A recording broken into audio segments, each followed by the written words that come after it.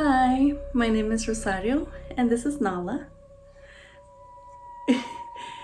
And I am very obsessed with stories that I find on Reddit about scary stories.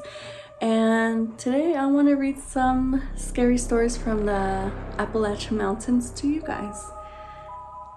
I found this one from Doobie Doopy.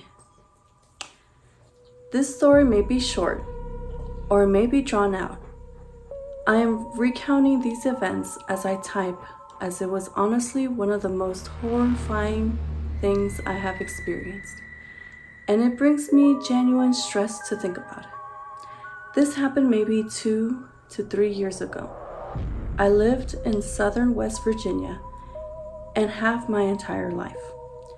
The woods and mountains surround every direction you look, and nighttime is a darkness that you can never dream of unless experienced. I was with a friend, I'll call him Mark. Mark was at my house one evening, doing the usual things, watching UFC, playing Xbox, etc.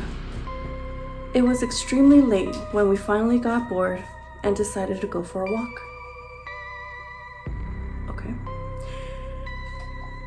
And decided to go for a walk on a nearby trail to smoke a joint. Oh, I get it. This is not a particularly long trail, but it is very dense in the woods that surround it, and it is easy to get freaked out when thinking of your surroundings.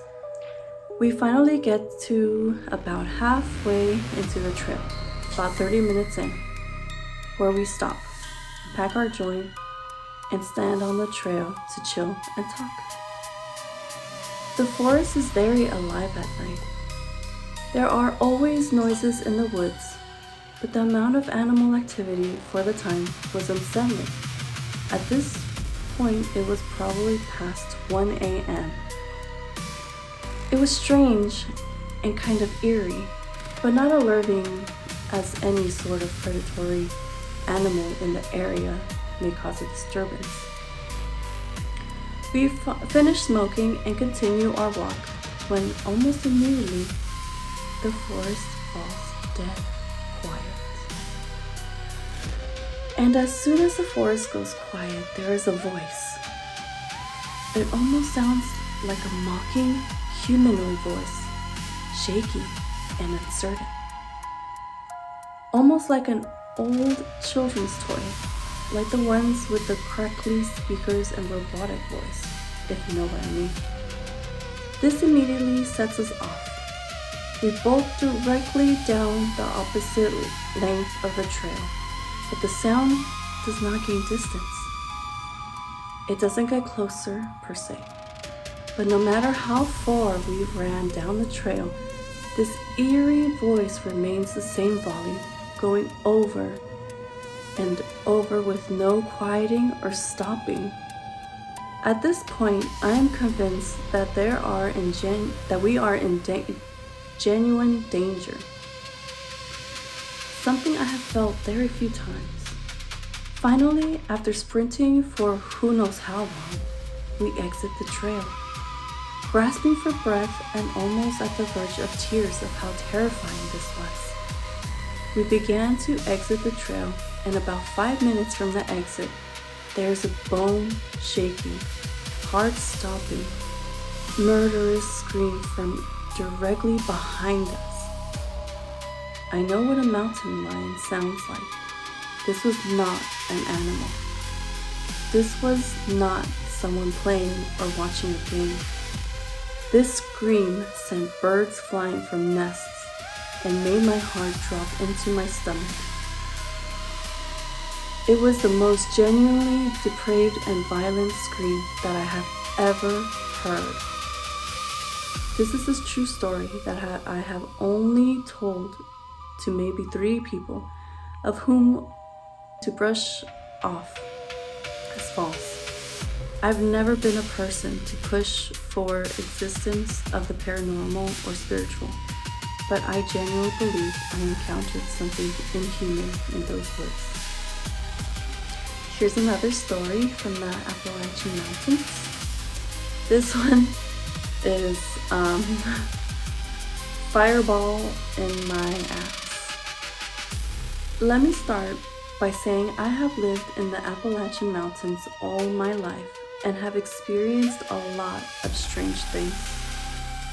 My family was Irish and settled in West Virginia, but I currently live in North Carolina, a portion of these wonderful mountains. That being said, I have learned a lot about what really lurks in these dark woods, but this was like nothing I had ever experienced before. It all began with my golden retriever, Ozzy, growling like I had never heard before. He never growls, so that had me already uncomfortable. But this growl was bone-chilling. It was like he was getting ready to have to fight for his life or something. I took both him and my other dog out at around 11 p.m. and he would not leave my side. I noticed that my workshop door was open, so I walked down to close and lock it up. The entire time, he was glued to my side. Ozzy also kept trying to get in between my legs, still growling, and all of his hair sticking straight up like a feral animal. The second I close the door, all hell breaks loose in the woods. It sounded like 50 full-grown men had broken out into a full sprint, tearing through the woods. Trees were shaking and branches falling. In my life, I have never been that scared. We got back into the house before I pooped my pants, and I got my pistol mag light to figure out what the hell was out there. When the dog and I got back outside, we were surrounded by what sounded like people mumbling. It was everywhere. I shined the light all over the woods and couldn't see anything, but the sound was coming from all around. It sounded as if you got a full gym of people to baby mumbling. You could almost make out words. That's why I don't think it was an animal. I almost immediately felt sick, like I was having a mix between a panic attack and a full swing of the flu. Back inside the house, it sounded like people were walking around all night. The windows were creaking and you could clearly hear the sound of shoes on gravel. The mumbling never stopped. Every time I got up to check the house, my feet would touch the floor and it would get dead silent. You couldn't hear birds, crickets, frogs, or anything. I was terrified and didn't sleep a wink. The air felt thick and evil all night. That's the only way I could explain the feeling. Imagine a soaking wet quilt being tossed over you. That's how I felt. Let's read this. So someone on Reddit asked, people who live in Appalachian Mountains, have you ever experienced something crazy? Let's see what Personal Summer said. I grew up in East Tennessee. Weird stuff happens sometimes. Our old farmhouse was haunted. Try to find an old farmhouse that isn't. I've seen floating balls of light in the woods. Witch lights, my grandma would call them. I don't know what they are, but I know better than to follow them. My mother once told me she saw a Bigfoot. She didn't call it that though. She'd never heard of it before. She said she was walking down the road by our place, looked up and saw a very tall creature like a man, covered in black fur or hair, standing at the tree line.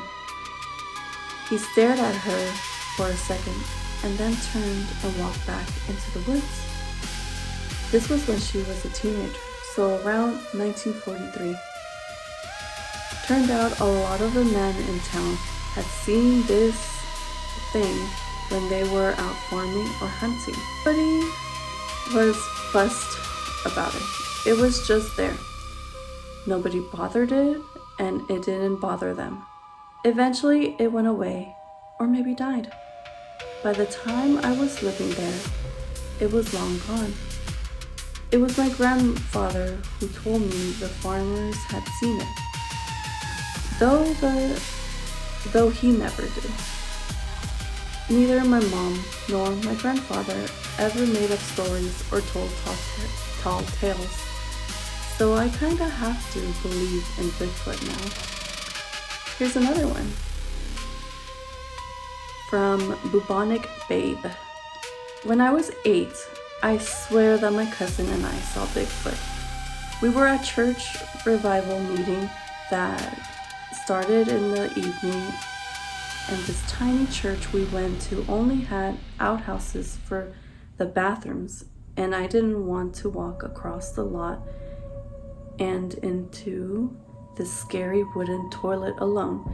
So I dragged my cousin, I'm pretty sure that's supposed to say drag. So I dragged my cousin along with me, and we saw this thing walking behind the church on a hill. I mean, I'm not saying I would have been good as an 8-year-old for determining height, but it looked very tall. And there was just enough evening light left in the sky to see an outline, and it didn't really look like a black bear or a person. Just a big, bulky figure walking on this hillside between Christmas trees. My cousin started freaking out, and it stopped and just looked at us. It didn't move for a while and just stared in our direction, then turned back to the path they were walking and continued up into the mountains. Now let's read this one from Just Plain Dave CGN. I lived in a townhome with 5 other roommates at a summer camp near the southern end of the Appalachian Trail for a couple years. I remember a few things. One night in particular, the ladies living in the adjoining house, they were also living at the camp, came over and woke us up banging on the door late one night. They told us that something had flung their back door open and caused all of the kitchen cabinet doors to also fly open. We thought it was a joke our camp director was playing on us, but it was true. Everyone had been asleep. We never found out what happened, but it really freaked the girls out. The short-term camp counselors, the women in particular, also reported to us that they had all been suffering from the same recurring nightmare for a week straight, and it only stopped when we had the priest come and bless the cabin they were staying in. But I'm gonna end it here. I think that's enough. Enough scary stories, because then I won't wanna go to sleep. I'm gonna make myself some chamomile tea and just relax for the night. But I hope you enjoyed these videos. Hopefully for the next one, Nala stays the whole time on the couch so you guys could see her. Have a good night, or a good day, or whatever it is. Bye.